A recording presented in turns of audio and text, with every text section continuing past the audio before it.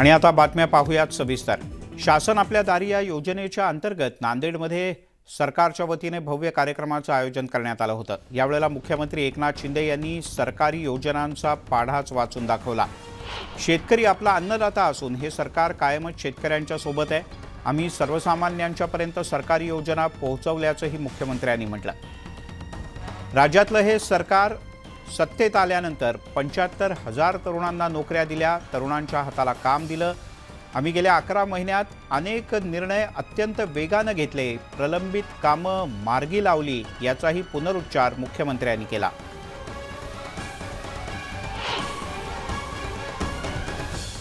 काल आपण पाहिला मान्सून आलाय, पाऊस इकडे नाही आला, परंतु थोडा आला होता ना। थोडा पावसाने सुरुवात केली की नाही? थोडा थोडा येतोय म्हणजे सुरुवात झाली आहे। पण महाराष्ट्रामध्ये पावसाचं आगमन, वरुण राजाचं आगमन झालेलं आहे। त्याचं आपण स्वागत करूया। शेवटी शेतकरी, कष्टकरी, शेतकरी हा आपला अन्नदाता आहे, मायबाप आहे। आणि म्हणून हे सरकार शेतकऱ्याचं, सर्वसामान्यांचं, या शासनाने घेतलेले निर्णय, शासनाने सुरू केलेल्या योजना लाभार्थ्यापर्यंत थेट पोचल्या पाहिजे। आणि एकाच छताखाली आज लाभार्थी पण व्यासपीठावर बसले होते, असं कधी चित्र आपण पाहिलंय?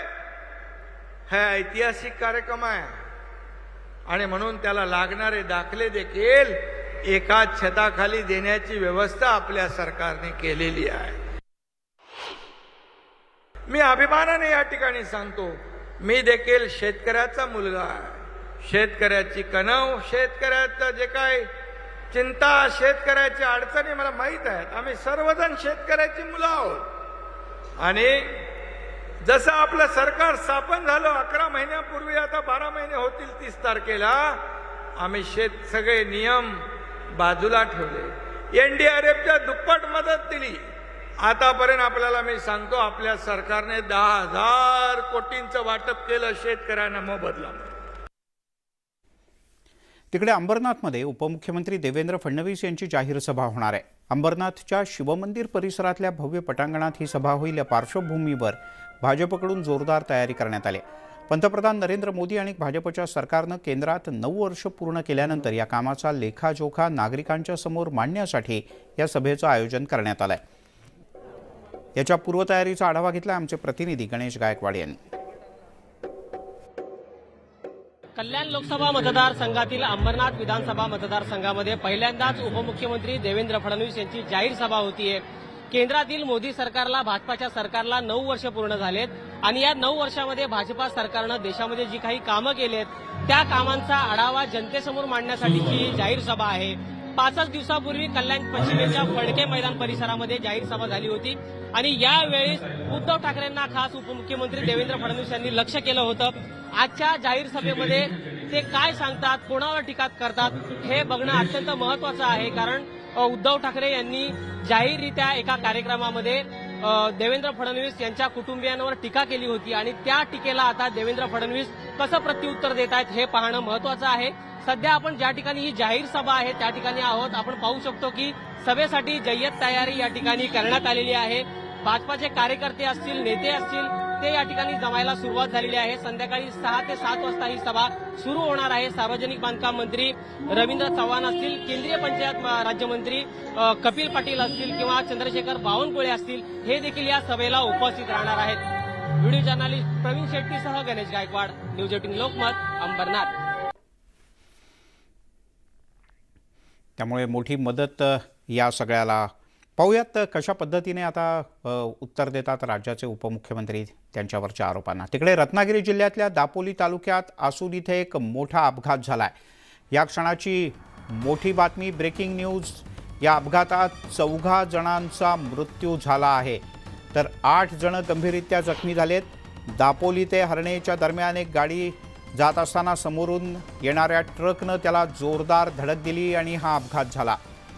अपघातातले सगळे लोक हे आंजर्ले, अडखळ, पाचपांढरी या गावातले रहिवासी असल्याचं कळतं। स्थानिकांच्या सहाय्यानं सगळ्यांना दापोलीच्या उपजिल्हा रुग्णालयात तातडीनं उपचारासाठी दाखल करण्यात आलं. पोलीस सुद्धा घटनास्थळी दाखल झाले आहेत, पण ट्रकचा ड्रायव्हर मात्र फरार झाल्याचं कळतं.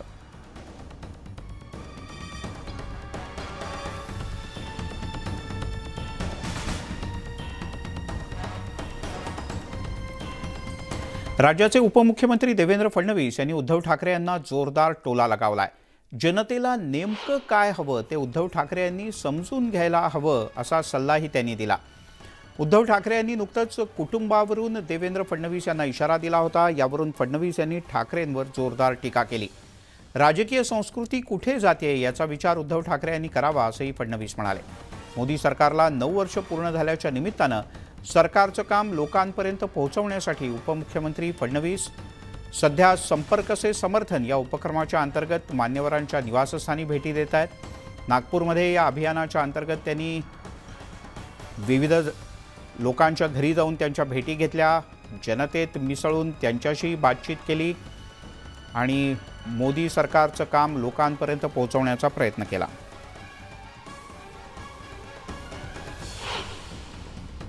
मला असं वाटतं की काल मी त्याला एका ट्विटने जे उत्तर दिलं त्याला मिळालेलं जे समर्थन आहे, मला असं वाटतं की आजपर्यंतचे सगळे रेकॉर्ड तुटलेले आहेत. त्याच्यामुळे त्याच्यावरनं तरी उद्धवजींनी समजून घेतलं पाहिजे की लोकांना काय अपेक्षित आहे.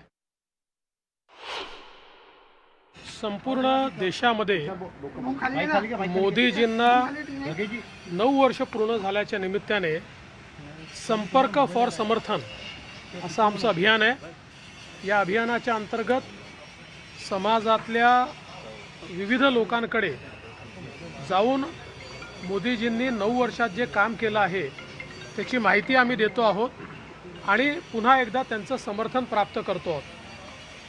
भारतीय जनता पक्षाचा प्रत्येक कार्यकर्ता हा या निमित्ताने जनतेपर्यंत जातो आहे. मोदीजींच्या नेतृत्वावर लोकांचा प्रचंड विश्वास आहे आणि आत्ताच लोकांनी अमेरिकेची व्हिजिट बघितली.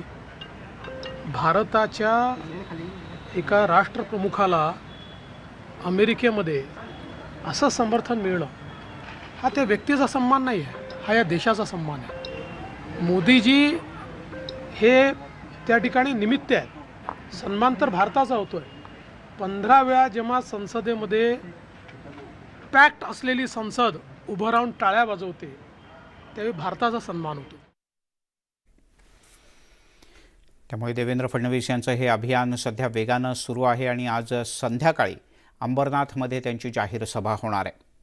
इकडे महाविकास आघाडीकडे एकटे उद्धव ठाकरेच नाही तर 3 पक्षांचे मिळून मुख्यमंत्री पदाचे 10 दावेदार आहेत असा टोला भाजपचे प्रदेशाध्यक्ष चंद्रशेखर बावनकुळे यांनी लगावला आहे.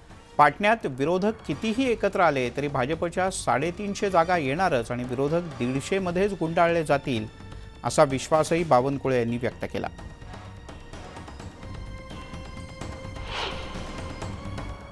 काही लोक मुख्यमंत्री होण्याकरता जातात तर त्याच्यामध्ये काँग्रेसचे 3 म्हणजे नाना पटोलेजी, थोरात साहेब, तिकडे अशोक चव्हाण साहेब 3 मुख्यमंत्र्यांचे फोटो लागतात. इकडे राष्ट्रवादीमध्ये सुप्रियाताई, अजितदादा आणि जयंत पाटील साहेब फोटो लावतात. तिकडे उद्धव आपले फोटो लावतात. तिकडे उद्धवजी आदित्य फोटो लावतात. तर 8 मुख्यमंत्री झालेच आहे. पुढच्या काळात 2024 पर्यंत 2 पुन्हा ॲड होतील. 10 मुख्यमंत्र्यांची पार्टी आहे ती. त्यामुळं मला कोण मुख्यमंत्री बनण्याकरता गेलं होतं विठुरायाकडे मला माहिती नाही. तिकडे पंकजा मुंडे भाजप सोडून कुठेही जाणार नाहीत असा दावा राष्ट्रवादी काँग्रेसचे नेते एकनाथ खडसे यांनी केला. भारत राष्ट्र समितीनं भाजपच्या नेत्या पंकजा मुंडे यांना थेट मुख्यमंत्रीपदाची ऑफर दिली आहे. यावरून राष्ट्रवादीचे नेते एकनाथ खडसे यांनी प्रतिक्रिया दिली. पंकजा मुंडे या राज्यातल्या एक लोकप्रिय नेत्या आहेत. त्यामुळे पंकजा आपल्या पक्षात असाव्यात असं प्रत्येक पक्षाला वाटणं स्वाभाविक आहे असंही खडसे म्हणाले. मात्र पंकजा इतर कुठल्याही पक्षात जाण्याचा विचार करणार नाहीत असंही खडसे यांनी बोलून दाखवलं. पंकजाताई मुंडे एक लोकप्रिय नेते आहे. संपूर्ण महाराष्ट्रभर त्यांना मानणारा एक वर्ग आहे आणि त्यामुळे प्रत्येक पक्षाला असं वाटतं की पंकजाताई आमच्या पक्षामध्ये असाव्यात जेणेकरून त्या पक्षाला बळ मिळू शकेल. पण आम्हाला वाटतं की पंकजाताई या कोणत्याही पक्षामध्ये जाण्याचा विचार करणार नाही. त्या आहेत त्या ठिकाणी आता तरी व्यवस्थित आहेत आणि त्यामुळे मुख्यमंत्र्याची ऑफर जरी केली तरी त्या BRS पक्षामध्ये जाणार नाही. तिकडे BRSनं महाराष्ट्रात मात्र जोरदार मोर्चे बांधणी सुरू केली आहे. लातूरमध्ये साधारण महिनाभरापूर्वी झालेल्या सभेनंतर आता पंढरपूरच्या मंगळवेढा विधानसभा मतदारसंघात त्यांनी राष्ट्रवादीला जोर का धक्का दिलाय. पंढरपूरमधील राष्ट्रवादी काँग्रेसचे नेते भगीरथ भालके हे 27 जूनला तेलंगणाचे मुख्यमंत्री के चंद्रशेखर राव यांच्या उपस्थितीत BRS पक्षात प्रवेश करतील. यावेळी त्यांच्यासोबत असंख्य कार्यकर्ते सुद्धा पक्षप्रवेश करतील. राष्ट्रवादीसाठी हा धक्का मानला जातो. काही दिवसांपूर्वीच विठ्ठल सहकारी साखर कारखान्यात आले असता शरद पवार यांनी अभिजित पाटील यांना पक्षात प्रवेश दिला आणि 2024च्या विधानसभा उमेदवारीचे संकेतही दिले. पण यानंतर भालके गट मोठ्या प्रमाणात नाराज झाला होता आणि याच नाराजीचा फायदा BRSनं घेतल्याचं दिसतंय.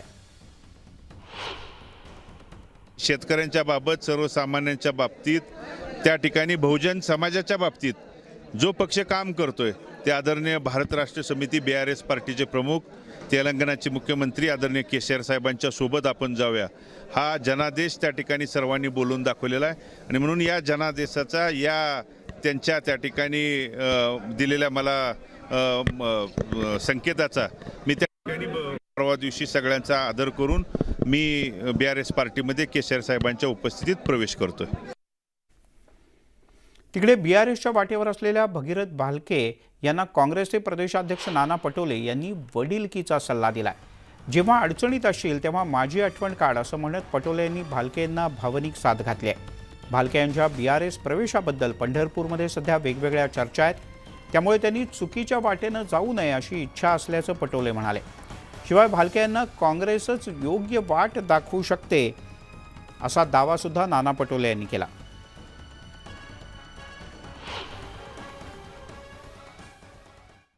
भगीरथ भालकेंना काय तुम्ही संदेश द्याल किंवा काय सांगा? त्याला त्याचे वडील माझे चांगले मित्र होते आणि म्हणून मी मागच्या काळातही त्यांना सांगितलं होतं की तू जेव्हा त्रासात राहशील तेव्हा माझी आठवण कर, तुला निश्चितपणे चांगला मार्ग मी देईन. त्यांना मी बसून सगळं समजूनही सांगितलं होतं. पण आज ते कुठल्या कारणानं जातात त्याची चर्चा या पंढरपूर विधानसभेमध्ये वेगळी होतात. मी कालपासून इकडे सोलापूर जिल्ह्यामध्ये आहे, त्यामुळे अनेक लोक अनेक वेगळ्या चर्चा करतात. त्यामुळे मला त्या चर्चेत जायचं नाही. पण ते चुकीच्या मार्गाने जाऊ नये, त्याला काँग्रेसच मार्ग देऊ शकतं. यासोबतच बुलेटिनमध्ये घेऊयात एक छोटासा ब्रेक नंतर काही खास.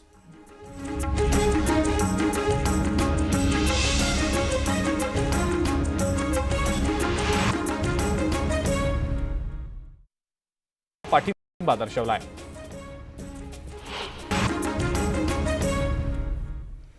आपण पाहताय महाराष्ट्र अनलिमिटेड. संभाजीनगरमध्ये तृतीयपंथीयांची दादागिरी आणि दबंगिरी समोर आली आहे. कृषी उत्पन्न बाजार समितीमध्ये काही तृतीयपंथीय चक्क अश्लील हावभाव दाखवत जबरदस्तीनं पैसे मागतात असा प्रकार समोर आलाय. व्यापाऱ्यानं काही वेळात पैसे देतो असं सांगितल्यानंतर तृतीयपंथ्यानं चक्क व्यापाऱ्याच्या अंगावर धावून जात इतरांनाही बोलवून घेतलं आणि दुकानाच्या बाहेर अक्षरशः धिंगाणा घातला. एवढंच नाही तर या व्यापाऱ्याला जीवे मारण्याची धमकी दिली असाही आरोप आहे.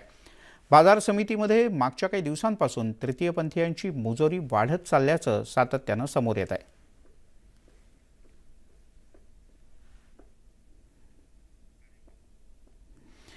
तिकडे अहमदनगरच्या शेवगाव दरोडा प्रकरणात एक महत्त्वाची माहिती समोर आली आहे.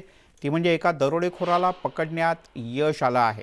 या क्षणाची सगळ्यात मोठी आणि महत्त्वाची माहिती.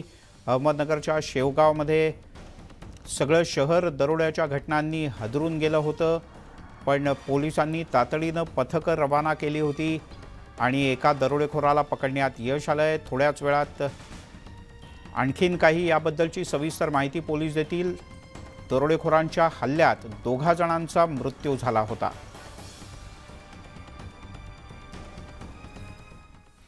यासोबत या बुलेटिनमध्ये इथेच थांबूया. थोड्याच वेळात माझा सहकारी विशाल पाटील सोबत पांडुरंगाच्या अर्थात वारकऱ्यांच्या आणि या दोघांच्या भेटीच्या आतुरतेच्या वारीच्या बातम्या.